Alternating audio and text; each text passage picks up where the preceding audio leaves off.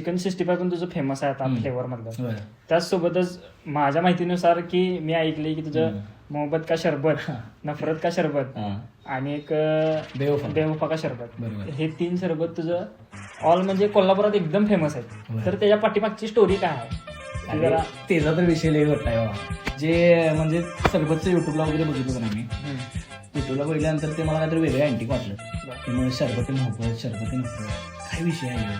काय खरोखरच मोहब्बत होत्या काय, खरोखरच नफरत होत्या काय विषय. मग केलो चालू.